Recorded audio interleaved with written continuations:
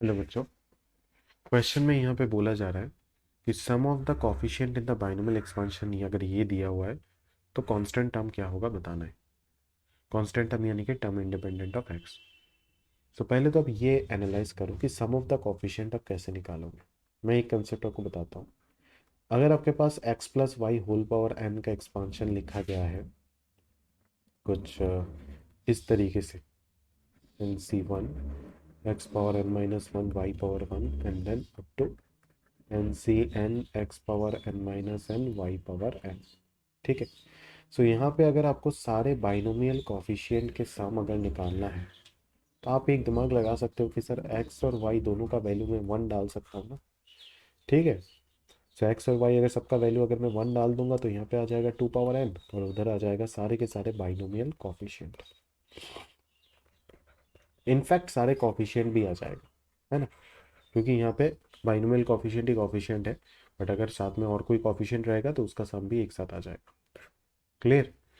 सो इसीलिए ये कंसेप्ट आपको बताया जाता है कि अगर आपको किसी बाइनोमियल एक्सपांशन में या ट्राइनोमियल मल्टीनोमियल कहीं पे भी हो, सम ऑफ ऑल कॉफिशिएंट अगर पूछा जाता है तो आप डायरेक्टली क्या कर दो, पुट वैल्यूज ऑफ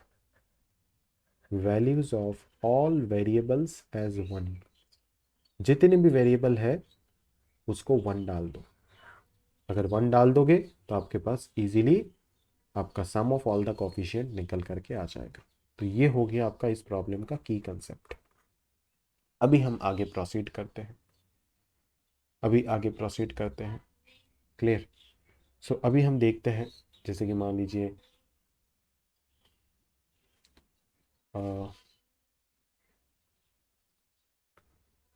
अभी अगर मैं देखूं यहाँ पे, हाँ इरेजर वाला ऑप्शन नहीं आ रहा था पहले।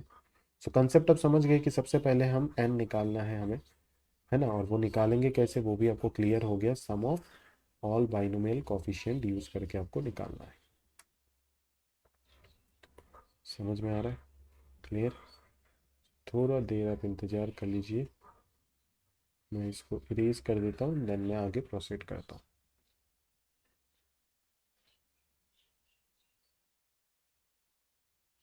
देखो, अभी आप ध्यान से देखो। अभी आपको पता चल गया कि यहाँ पे इस बाइनोमियल एक्सपांशन में आप सम ऑफ ऑल द कोफिशिएंट निकालोगे कैसे, ही आपको समझ में आ गया। आप क्या कर दोगे, सारे वेरिएबल, यहाँ पे वेरिएबल एक ही है, सो एक्स का वैल्यू वन डालो। So one plus two whole power n will be sum of all coefficient, sum of all coefficient. ठीक है। और वही सम ऑफ ऑल कोफिशिएंट आपको दिया गया है 6561। ठीक है ना। अभी 6561 थ्री का कितना पावर होगा वो निकालना बड़ा इंपॉर्टेंट है। अगर मैं 81 इंटू 81 करूँ तो शायद आ जाए ना क्या। हाँ, 81 होगा थ्री पावर फोर तो ये हो जाएगा थ्री पावर एट। ठीक है, तो एन का वैल्यू यहाँ से आ गया एट। सो एन एट आ गया। अभी आपको ये बताना है कि कांस्टेंट टर्म क्या होगा। तो आपको प्रॉपर बाइनोमियल एक्सपांशन पता चल गया, ये है आपको बाइनोमियल एक्सपांशन।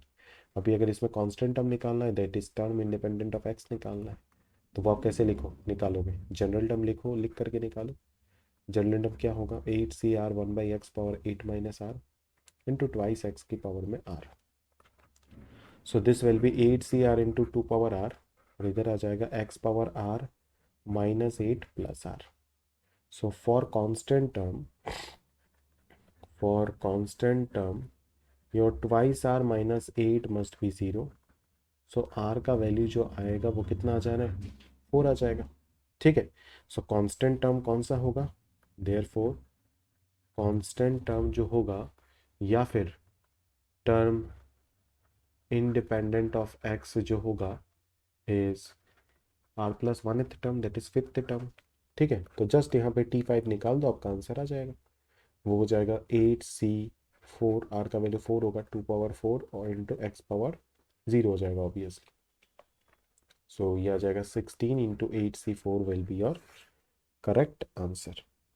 ठीक है, जो कि आपको यहाँ पे दिख रहा है ऑप्शन नंबर बी पर। क्लियर। सो की कंसेप्ट आपका वही था, सम ऑफ बाइनोमियल कोफिशिएंट कैसे निकालते हैं, sorry, sum of all the coefficients कैसे निकालते हैं, not binomial coefficient. Binomial coefficient निकालने के लिए तो सीरीज का अलग सा टॉपिक ही आता है। बाइनोमियल कॉफिशिएंट नहीं, यहाँ पे सम ऑफ ऑल द कॉफिशिएंट निकालना है किसी भी एक्सपांशन में, चाहे बाइनोमियल हो, ट्राइनोमियल हो, मल्टीनोमियल हो, कुछ भी हो।